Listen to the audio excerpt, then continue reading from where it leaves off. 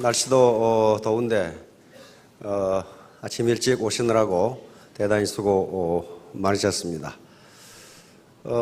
그런데 이 참석하신 것이 결코 어떤 시간 낭비라든가 에너지 낭비가 아닐 겁니다.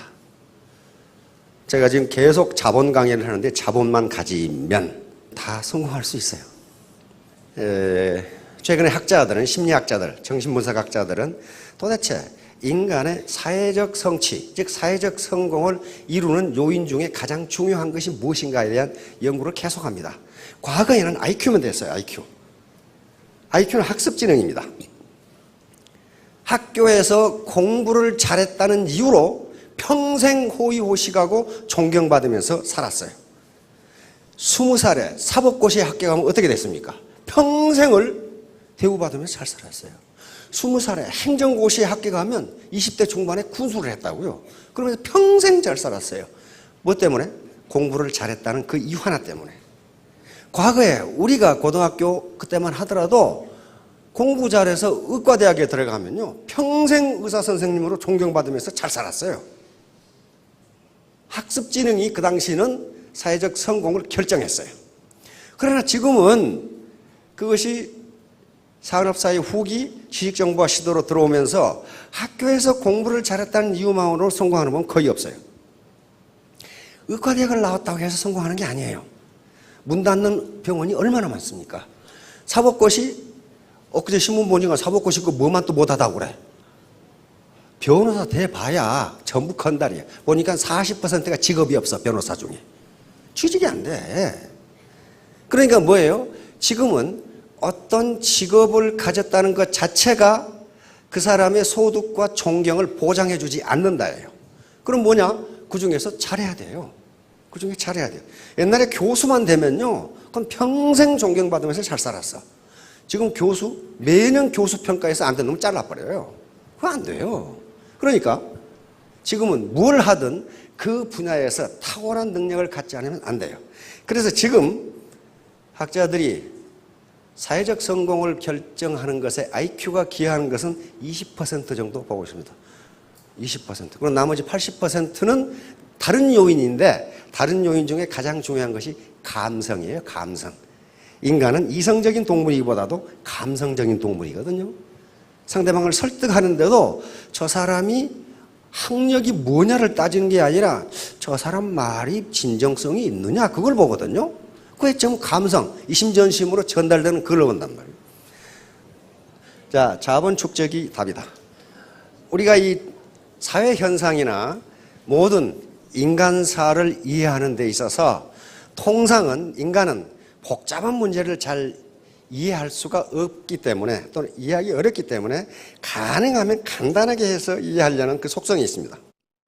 그것은 학문에서도 그렇고 동서 구분할 것 없이 그렇습니다. 예를 들면 동양에서는 삼라만상, 우주의 움직임을 단 두 가지, 음과 양이라는 것으로 이해합니다. 그런데 거의 대부분 그 해석이 다 돼요. 그리고 조금 더 가면 오행, 그래서 음양 오행을 가지고 우주 만물을 전부 해석하는 경우가 있어요. 그리고 우리 몸의 체질이 여러 가지가 있는데 우리 이재마 선생은 사상의학걸에서 인간의 체질을 4가지로 딱 나눠버린단 말이에요. 그래가지고 그걸 이해하려고 그래요. 이것을 환원주의라고 하는 인간의 속성입니다. 복잡한 건 잘 이해를 못해. 그 다음에 서양 같은 경우는 인간의 모든 행동을 2가지로 나눠버려요. 선과 악. 그래가지고 이분법적으로, 이원론적으로 모든 사물을 이해하려고 합니다. 허리우드에서 나오는 영화는 거의 대부분 선과 악을 기준으로 하고 있어요.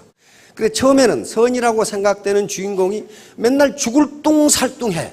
얻어 터지고 어디 끌려가고 잡혀가고, 그러다가 맨 나중에는 악이라고 설정한 인물이 죽어.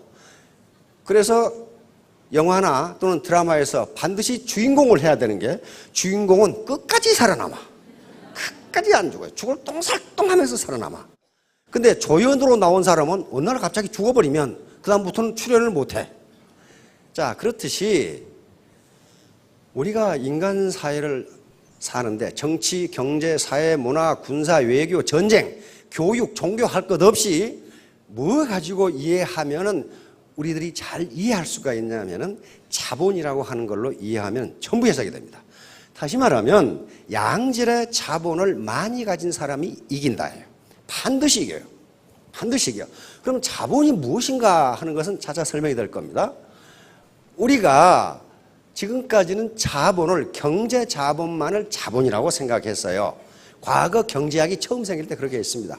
경제 자본이라는 것은 이런 건물이라든가 이런 마이크라든가 이런 또는 이 냉방 시설이라든가 또는 땅이라든가 또는 주식이라든가 돈, 현금 또는 금, 귀금속처럼 화폐 자산으로, 화폐로 환산할 수 있는 자본을 경제 자본이라고 정의를 하겠습니다.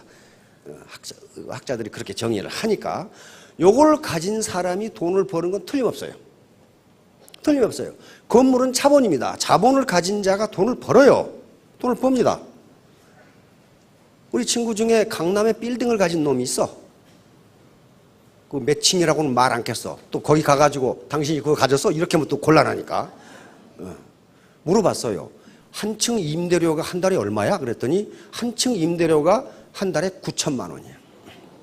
그러면 그 사람은 자본을 가졌다는 이유로 자본이 돈을 벌어주기 때문에 자기가 가서 피크닉을 가건 휴가를 가건 돈이 계속 들어와요. 그래서 자본을 가지려고 하는 거예요. 마찬가지로 저작권을 가지고 있으면, 베스트셀러의 저작권을 가지고 있으면 시장 시스템이 나한테 돈을 갖다 줘요. 그렇죠. 돈을 벌어줘. 자본을 가지고 있으면 돈을 벌어줘요. 그러니까 지금 세계적으로 문제가 되고 있는 게 피케티라고 하는 사람이 쓴 21세기 자본론이라는 거예요. 그게 지금 우리나라에서 번역을 하고 있는데 미국에서는, 미국과 유럽을 지금 강타하고 있어요. 그 책 때문에. 무려 700페이지가 되는 책인데 그 책이 지금 날개 돋친 듯 팔린단 말이에요. 엄청나게 방대한 경제학 서적인데 그 책의 결론은 단 하나예요. 자본이 돈을 버는 속도가 노동이 돈을 버는 속도보다 빠르기 때문에 부자는 점점 부자가 되고 가난뱅이는 영원히 가난뱅이가 될 것이라는 결론이에요. 그러면 이 시스템을, 자본주의 시스템을 때려 엎지 않는 이상 뭘 해야 돼? 자본을 가져야 돼요. 자본을 가져야 돼. 근데 다행히 자본의 개념이 점점 확대되면서 오늘날은 경제 자본뿐만 아니라 모든 것이 학자들은 자본으로 봅니다.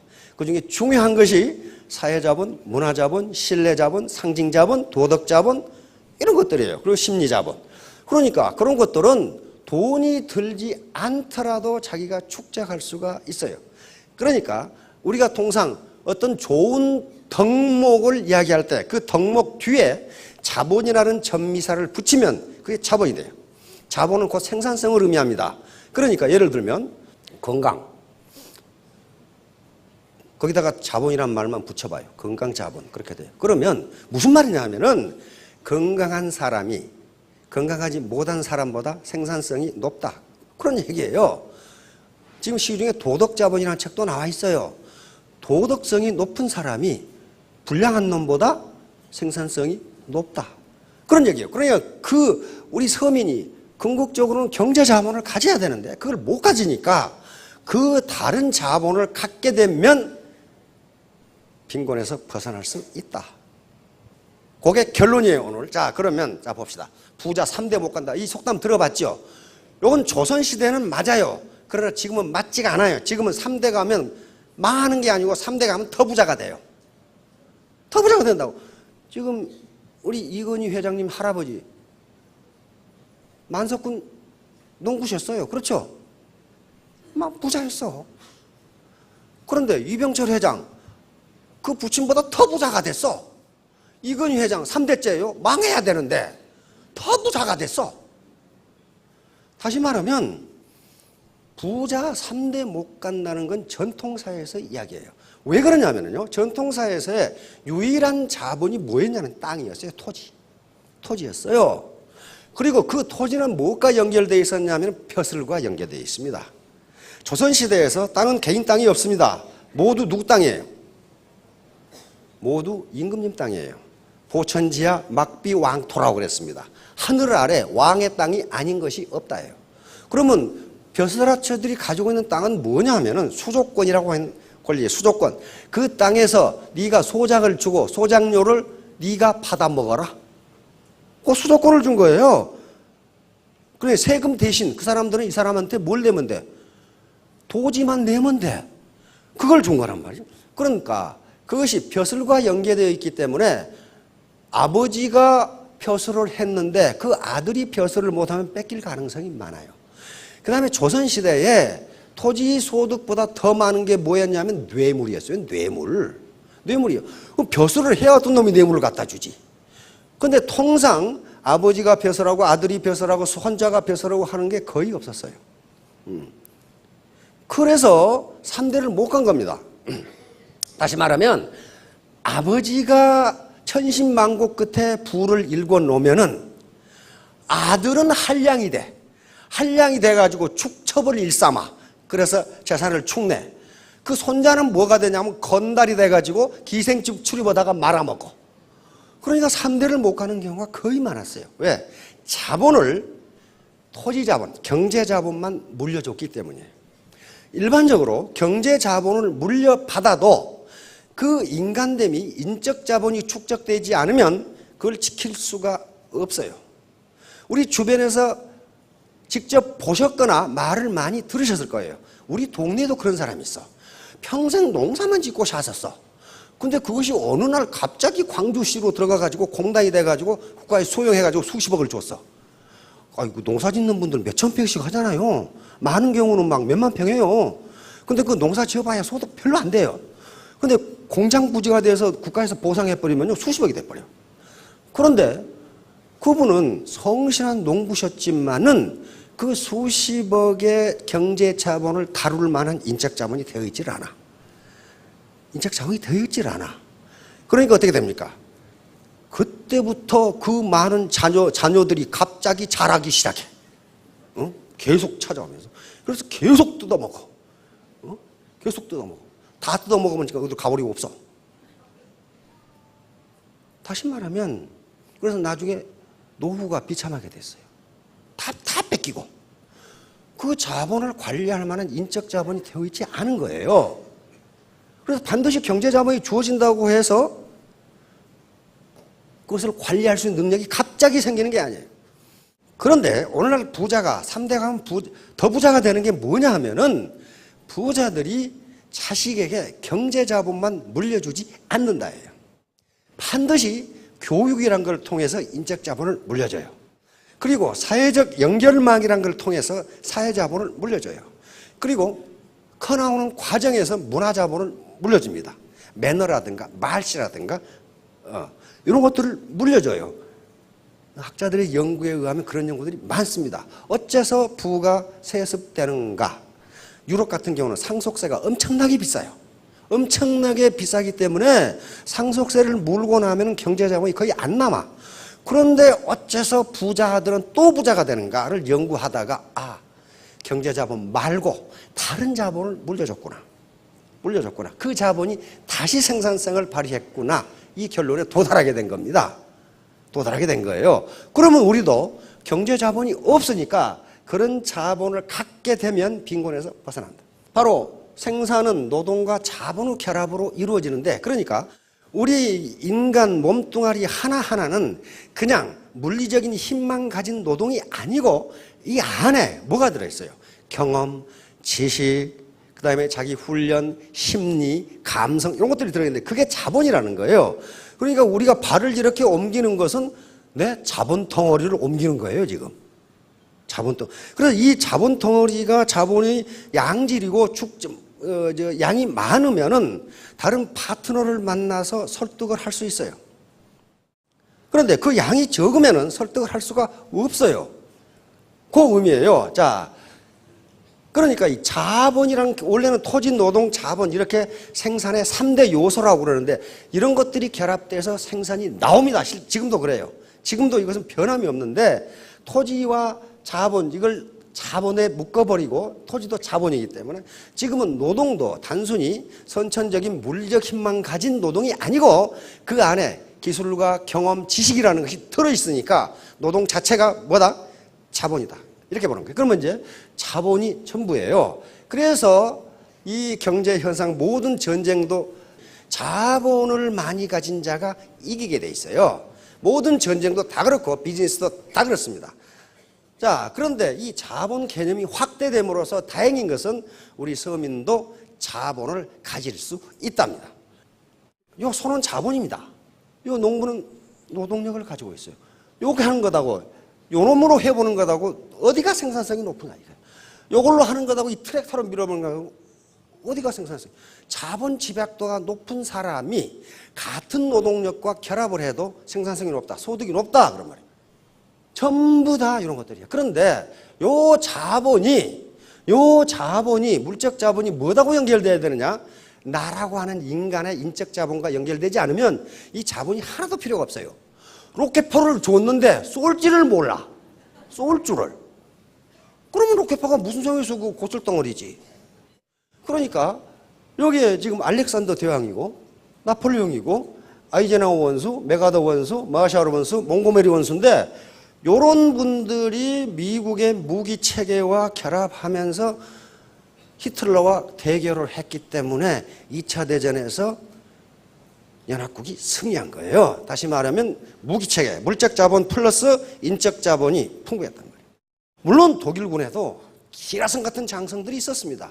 롬멜이라든가 룬드스테드라든가 보크라든가. 그런데 히틀러라는 놈이 말을 안 들었어. 말을 안 들었어. 미국의 대통령 그리고 처칠은 말을 들었어요. 이 장성들이 하는 얘기를. 그래서 미국이 이긴 거예요. 자본을 가진 자와 못 가진 자의 대결. 내가 여러 번 말씀을 드렸죠. 요놈은 자본을 가진 놈이 못 가진 놈. 누가 이기겠어 이거? 예? 요놈은 자본을 가진 놈 못 가진 놈. 요놈은 가진, 웃기는 거죠. 대결이 안 돼요. 자본을 못 가진 놈이 큰 놈한테, 다시 말하면 동네 슈퍼마켓이 SSM한테 대결하는 건 요다고 똑같아요. 자식이 물었어 코를. 어떻게 됐습니까 이게? 죽는다고요. 이것이 자본의 힘이에요. 그 사람이 도덕적이냐 아니냐 그런 건 문제가 없어요. 영국과 미국의 폭동입니다. 2011년에 일어났죠. 영국은 자본주의가 생겨난 국가예요. 최선진 민주국가입니다. 폭동이 일어났어요. 미국 월가입니다. 월스트리트. 여기서 월스트리트 점령 시위가 일어났어. 왜? 여기 있죠. 1%, 99%. 1%의 강자들이 소득의 99%를 다 먹는다. 그런 말이에요. 99%의 약자들은 소득의 1% 가지고 겨우 연명하고 있다. 요게 자본을 가졌느냐 안 가졌느냐. 그러니까 사회 포럼에서는 뭡니까? Capitalism isn't working. 자본주의가 제대로 작동하지 않는다. Another world is possible. 또 하나의 세계가 가능하다. 지금 시위하고 있잖아요. 자본주의가 제대로 작동하지 않는다. Another world is possible. 또 다른 세계가 가능하다. 그러면 이 또 다른 세계를 만들 때까지 언제 기다릴 거냐? 기다릴 수 없어요. 내가 자본을 가지면 돼요. 자본주의 4.0 우리 신문에 한 1년 동안 계속 보도했죠. 자본주의 4.0 시대. 이건 그 타임지의 칼레키라는 사람이 쓴 책인데 우리나라 번역대에 나와 있어요. 자본주의 4.0. 이것도 한마디로 말하면 뭐냐면은 인간의 얼굴을 가진 자본주의예요.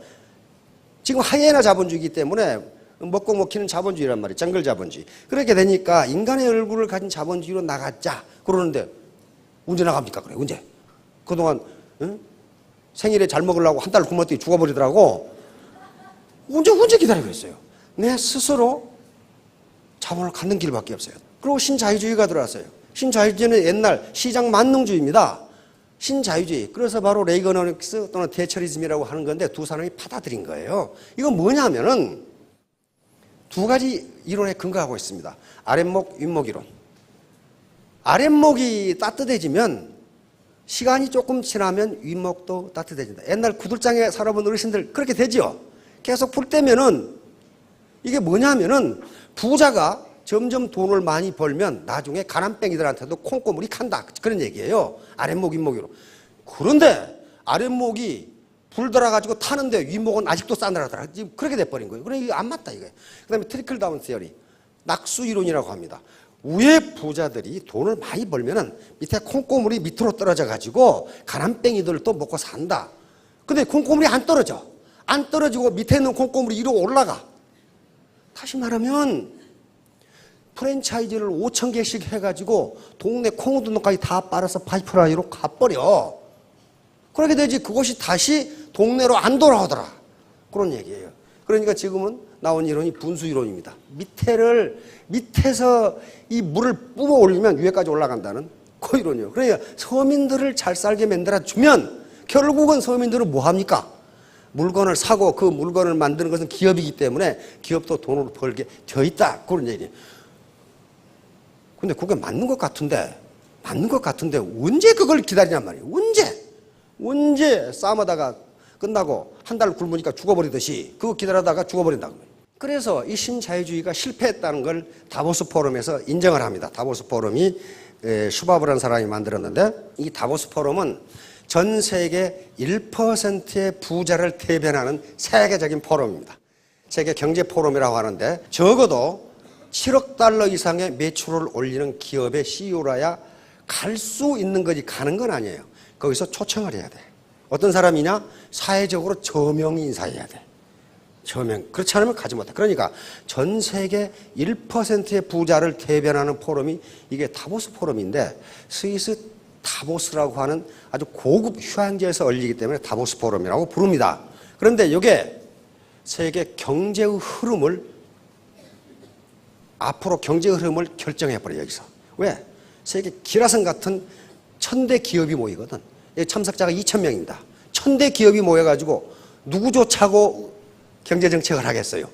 1000대 기업 조차고 상위 1%. 근데 이것을 만든 사람이 바로 우리는 죄를 짓고 있다고 선언을 해버린 거예요. 현재 자본주의 체제로는 안 된다. 이렇게 해버린 거예요. 그래서 빌 게이츠가 참석했다가 창조 자본주의를 이제 말하게 됩니다. 2007년 다보스 포럼에서 세계 1%를 대변하는 다보스 포럼에서 빌 게이츠가 한 얘기예요. 이건 뭐냐면은 어떻게 가난한 사람들에게 시장을 통해서, 마켓 시스템, 시장 기구를 통해서 구매력이 돌아가도록 할 것이냐. 좀 어렵잖아요. 그러니까 어떻게 가난한 사람들에게 주머니를 채워줄 것이냐, 그 방법을 연설을 한 거예요. 그래서 그걸 창조자본주의. 우리는 이렇게 가지 않으면 안 된다고 지금 하는 거예요. 그러니까 상위 1% 부자들이 뭔가 문제를 알았다는 거죠. 가난은 나라님도 구제 못한다. 나라님 구제 못합니다. 국가의 거버넌스라고 하는 게 있어요. 국가 경영, 공공 경영이 잘 되면은 나라님이 구제할 수 있어요. 있습니다. 나라님이. 그런데 저는 여기서 이야기하는 게 현실이에요. 우리나라 현실은 나라님이 구제 못합니다. 왜? 재정이, 주고 싶어도 재정이 안 돼, 재정이. 우리나라 재정이라는 게 키 큰 놈 짧은 입을 덮고 자는 것 똑같아. 다리를 덮으면 가슴이 나오고, 가슴을 덮으면 다리가 나오고, 이게 다 덮을 수가 없어요. 그러니까 결국은 자기가 이불을 만들어서 덮는 수밖에 없어. 나라가 구제할 수 있는데 현실적으로 안 된다는 거예요. 그러면 이제 자기가 하는 길밖에 없어요. 자기 스스로 자본을 갖는 길밖에 없어요. 자, 독일 베르텔스만, 요게 국가 거버넌스, 다시 말하면 국가가 얼마나 잘 작동되고 있는가를 표준 지수로 나타낸 겁니다. 자, 우리나라는 6.2점, 평균 6.4점인데 OECD가 6.2점. 다시 말하면 우리는 OECD 국가 중에서도 평균 이하라는 거예요. 국가 지금 작동되는 게. 자, 무슨 자본을 갖기를 원합니까? 궁극적으로는 이런 자본을 갖기를 다 원하셔. 이런 상가도 하나 가졌으면 평생 소득이 좀 쫄쫄하게 들어올 것 같고, 기왕이면 이런 금괴도 좀 가졌으면 좋겠고, 이것이 최종적으로 갖고 싶은 경제 자본이에요. 그렇잖아요. 요거 나는 금도 싫고 땅도 싫고 빌딩도 싫다. 그러면 여기 계시지 말고 빨리 나가서 수영장으로 가시든지. 요걸 갖고 싶어요. 근데 문제는 요걸 부모로부터 물려받은 사람은 소득이 점점 늘어요. 바로 아까 제가 설명했던 경제 자본을 가져도 그것을 지킬 만한 인적 자본이 못 되면 3대 아니라 당대에 말아먹더라 하는 거예요. 당대. 그래서 우리가 이 애터미에서 이런 신사숙녀를 만드는 교육을 해야 되겠다고 늘 얘기하는 게 그런 얘기입니다. 그걸 소득이 월천대, 오천대가 되더라도 그것을 지킬 만한 인적 자본이 되어 있지 않으면 계속 말썽만 피워요. 계속. 말썽만 피운다고. 아까 예를 들었던 영국의 몽고메리 원수가 있습니다. 그분이 장교를 4가지 부류로 나눴어요. 장교는 4가지 종류가 있다. 첫째, 머리 좋고 게으른 장교. 이것은 지휘관으로 딱 맞다. 지휘관이 참모한테 계속 간섭하면 참모가 일을 못해. 그렇죠? 머리는 좋은 사람이고 게으르니까 어때요? 참모가 보고하는 것을 정확하게 판단을 해. 이 자식 괜찮아구만. 그러니까 그건 지휘관감이다. 두 번째, 머리 좋고 부지런한 장교. 이 사람은 참모감이다. 부지런하니까 많은 정보를 수집해가지고 그중에 쓸만한 정보만 지휘관에게 보고를 하니까 참모감이죠. 세 번째, 머리 나쁘고 게으른 장교. 이것은 쓸모없을 것 같은데 그래도 쓸만하다. 머리 나쁘고 게으르기 때문에 지가 뭘 찾아서는 않지만 시키는 일은 제대로 한다 그 말이에요. 그 다음에 당장 쫓아내야 할 장교. 머리 나쁘고 부지런한 장교. 요건 하는 일마다 일을 저질러라. 하는 데마다 머리 나쁜 놈이 부지런해가지고 일만 저질러라. 요놈은 당장 쫓아내라 그랬거든. 그러니까 이런 애터미 교육을 잘 못 받으면 나중에 5천택이 됐는데 머리 나쁘고 부지런해. 그래 가는 데마다 일을 만들어놔. 그래서 인적 자본이 필요한 거예요. 이렇게 해서 바로 이 인적 자본, 이거 아인슈타인이죠. 이고는 고집이라고 봅니다. 고집은 지식분의 1이다. 다시 말하면 무식한 놈이 용감하다 그런 말이에요. 지식이 없는 놈이 고집은 세다 그 말이에요. 이건 망하기 딱 좋거든요. 당대의 망이에요. 이것은. 그래서 사회자본의 축적입니다. 지금 사회자본은 전형적인 것이 그물망, 연결망이에요. 소셜 네트워크입니다. 그런데 애터미 조직이라는 게 뭐예요? 네트워크예요. 네트워크. 바로 이 피에르 부르디에라는 학자가 얘기한 게 가장 중요한 자본 중에 하나가 사회자본이에요. 이 사회자본의 질과 크기에 따라서 소득이 결정된다. 그러면 맞죠? 애터미의 이 소셜 사람과 사람으로 연결된 네트워크인데 이 네트워크의 사이즈와 질에 따라서 그 사람의 소득이 결정된다요. 결정된다.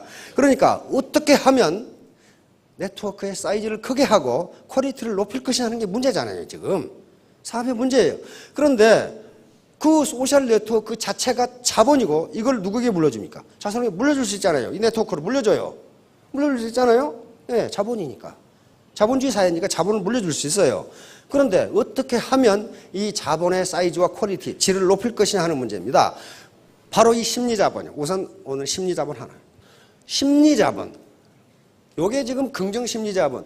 요걸 연구하는 학자들이 굉장히 많고 인간이 가지고 있는 심리도 뭐다? 자본이다. 자본. 왜 그러냐? 생산성을 발휘하니까. 생산성. 요건 경제자본이 있어야 되는 게 아니에요. 자기 마음먹기 나름이에요. 맨 먼저 이게 지금 4가지가 있다고 그래서 심리자본의 밑에 하위 변수가 4가지인데 이 4가지가 그 사람의 생산성을 결정한다예요. 생산성을 결정. 저희가 자기 효능감이에요. 셀프 에피카시라고 하는 건데 이것은 자신감이라고 생각합니다. 자신감. 다시 말하면 나는 애터미 사업에서 성공할 수 있다. 요거예요. 있다. 그리고 스스로 자기의 성공을 기대를 해. 나는 4년 후에 로얄 마스터가 되어 있을 것이다. 요걸 셀프 에피카시라고 해요. 자기 효능감. 자기 효능감. 많은 학자들이 긍정심리학이라는 학문이 생기면서 이 심리자본이 어떤 것인가에 대해서 계속 연구를 하는데 그중에 4개의 변수를 가려냈어요. 두 번째는 뭡니까? 낙관주의예요. 낙관주의. 현재도 나는 일을 잘하고 있고 미래도 나는 일을 잘할 것이다. 자신이 자기를 낙관적으로 생각하는 거예요. 낙관적으로. 이거 한다고 세금 냅니까? 이건 자기가 자기에게 하는 거예요. 그래서 여성분들은 오늘 가시기 전에 화장실에 가셔가지고 거울을 보면서 나는 어때 이렇게 이쁘게 생겼지? 그렇게 한번 생각해 보세요. 어제보다 더 이쁘네? 그러면 더 이뻐진다고 그랬어요. 그걸 뭐라고 그러냐면 매력자본이라고 하는 자본입니다. 매력자본. 시중에 지금 베스트셀러 되어 있죠? 매력자본이라서 나와 있어요. 영국의 경제학 교수가 연구를. 매력이 소득에 어떤 영향을 주는 거예요. 미국의 연방준비제도 이사회, 연방준비은행에서 과연 매력이 소득과 관계가 있는가를 연구하는 논문이 여러 개가 있어요. 있다요, 있다. 매력적인 사람이 돈을 많이 번다. 승진이 빠르다 하는 결론이 딱 나와 있어요. 그럼 누가 매력적이냐는 거예요. 누가 매력적이냐? 매력 중에 하나는 미모가 들어갑니다. 근데 미모가 매력에 차지하는 비중은 그렇게 크지 않아요. 그럼 매력이란 건 뭐예요? 자기의 현재 생긴 모습 플러스 열정, 자신감이 들어갔을 때 매력이 나와요. 어떤 아가씨가 열심히 일하는 걸 보면 굉장히 매력적으로 보여요. 굉장히 매력적으로 보인다고요. 그 매력 자본이 소득을 결정한다. 자기가 자신감을 가지고 매력적이라고 생각하면 매력적이라는 거예요. 지금 뉴스에서 계속 나오는 박수경인가 하는 여성 있죠. 그 정도 미모는요, 여기 그 정도 미모를 가진 사람은 천지야. 근데 뭐 때문에 네티즌들이 그 난리 법석이냐 하면은 그 꼿꼿한 모습이 확 가버린 거예요, 그냥. 그 당당함에 간 거예요. 그러니까 매력은 그냥 보통의 미모에다가 열정과 자신감을 가진 셀프 에피카시를 가지면 그 사람이 매력적으로 보여요. 매력적으로 보입니다. 혹시 여기에 처녀 있으면은 처녀들, 총각들이 있으면은 매력적으로 보이려면 셀프 에피카시, 자기 효능감. 나는 언제까지 스타마스타가 될 수 있다. 그리고 나는 그렇게 될 것이다. 라고 기대하면 되는 겁니다. 호흡, 낙관주의. 희망은 목표를 달성하는데 애터미 사업 쉬운 게 아닙니다. 여러 가지 장애물이 있는데 그 장애물을 나는 이겨낼 수 있다. 이겨낼 수 있다. 그리고 그 방법으로 안 되면 나는 다른 방법으로라도 내 목표를 달성하겠다. 여기 희망이에요. 희망. 그 다음에 마지막으로 회복탄력성. 이게 굉장히 중요합니다. 회복탄력성. 이것은 반드시 모든 일을 할 때 어려움이 닥치고 좌절을 하게 되는데 그 좌절을 딛고 다시 튀어오르는 거예요. 즉 재도전하는 용기, 이걸 회복탄력성이라고 그래요. 그래서 이 네 가지가 바로 긍정 심리 자본을 형성하는 가장 중요한 변수인데 이게 뭐냐면 이것은 인적 자본, 지식이나 또는 사회적 연결, 사회자본보다 상위 개념이다 그랬어요. 왜냐하면 아무리 지식이 많아도 비관주의적이거나 자기 효능감이 없으면 이를 달성하지를 못해요. 지식이 있어도 그렇단 말이에요.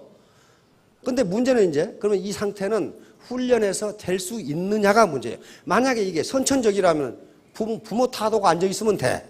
근데 학자들의 많은 실험에 의하면 이것은 훈련으로 달성이 가능하다예요. 그러면 이걸 갖지 못하는 것은 누구 책임이에요? 내 책임이지 부모 탓이 아니에요. 부모 탓이 아니라고요. 요 긍정심리 자본을 축적이 아니라 축적하는 데 있어서 이 시스템 차별은 굉장히 중요합니다.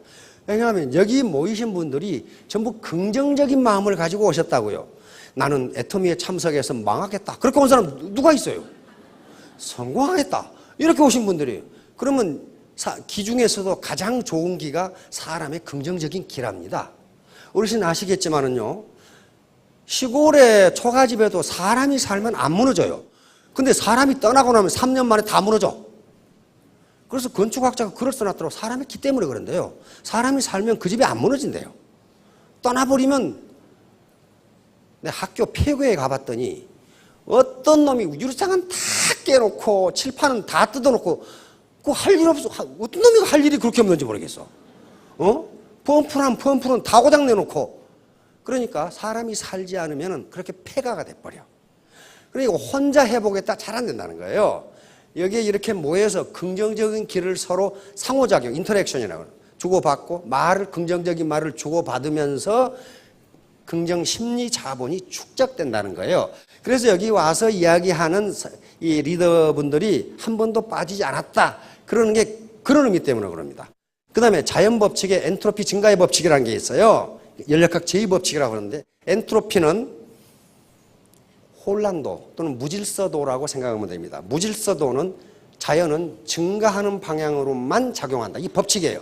감소하는 방향으로는 적용하지 않는다. 예를 들면 물에 잉크방울 한 번 딱 떨어뜨리면 어떻게 됩니까? 점점 퍼져가요. 이것이 자연 상태로 놔두면 다시는 그 상태로 모이지 않는다예요. 안 모여요. 만약에 엔트로피가 자연적으로 감소하는 방향으로 작용할 수도 있다면 자연법칙이 깨져버려요. 왜냐하면 사람이 죽어가지고 시체가 되고 썩어버렸어. 썩는다는 건 뭐냐면 엔트로피 증가 현상이에요. 전부 분자로 날아가는 거예요. 그러니까 여기에 원소가 썩 있다가 분자로 날아가 버리면 무질서도가 어때? 커져 버려요. 그런데 엔트로피가 감소한다는 건 요놈이 다시 모여가지고 살아나. 그러니까 절대로 엔트로피는 감소하는 방향으로 작용하지 않는다예요. 다시 말하면 우리 아들놈이 초등학교 다니는 아들놈이 학년 초에 책상을 깨끗하게 정리해 놓더니 한 달 후에 가보니까 엉망진창이야. 엔트로피는 증가하는 방향, 혼란스러운 방향으로만 됩니다. 그러니까 여기에서 이런 여러 가지 강의를 듣고 또는 스폰서들하고 이 상호작용을 하고 그때는 딱 긍정심리자본이 들어가. 나는 3년 만에 스타마스터를 해야지.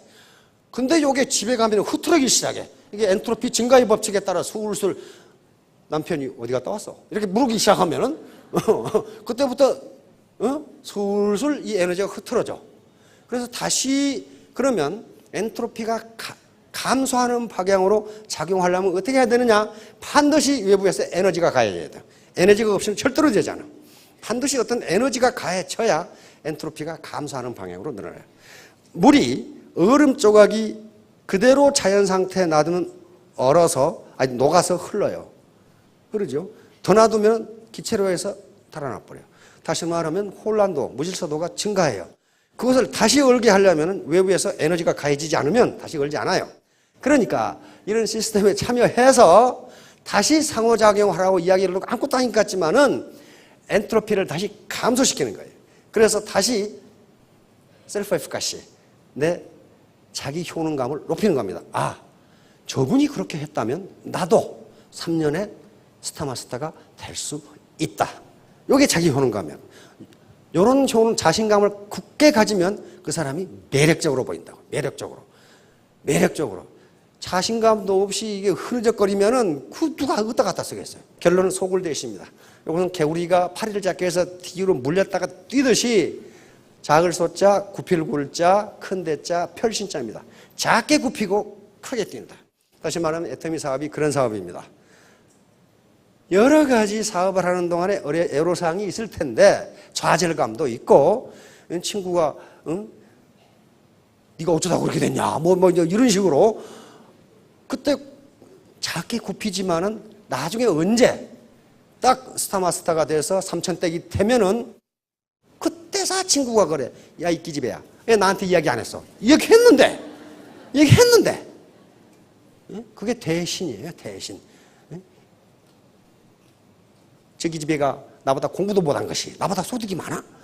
60명 클래스에서 자기가 56등, 자기 친구가 57등이었는데 나보다 공부도 못한 것이 그렇게 된다고 이게 그게 소굴 대신이에요. 그러니까 사업 성공을 하시는 데 있어서 작게 굽히세요. 그러면 크게 뛸 수 있습니다. 모든 것은 지식의 문제도 아니고 지금 현재 경제자본을 얼마나 가졌는가의 문제도 아니고 태도의 문제입니다. 애티튜드. 다 합해보면 알파벳 순서 100점이 돼 있어요. 100점이 돼 있는데 이 중에 어빌리티, 능력은요 1%만 있으면 됩니다. 능력이 1%도 없는 사람은 없어요. 이게 에디슨이 한 말이거든요. 천재는 1%의 영감과 99%의 노력으로 이루어진다. 땀으로 이루어진다. 1%의 영감이라는 게 지식입니다. 지적 능력이에요. 나머지는 전부 태도입니다. 그래서 여러분들이 내 태도, 이거 멘탈 애티튜드입니다. 내 정신 자세가 태도예요. 정신 자세만 가지면은 자기 효능감이라고 하는 긍정 심리 자본만 가지면은 경제 자본이 없더라도 경제 자본을 만들 수 있다예요. 만들 수 있다. 요것은 부모가 주는 것도 아니고 자기가 해야 돼요. 자, 3년 뒤, 5년 뒤에 모두 3,000댁, 5,000댁이 되시기 바랍니다. 감사합니다.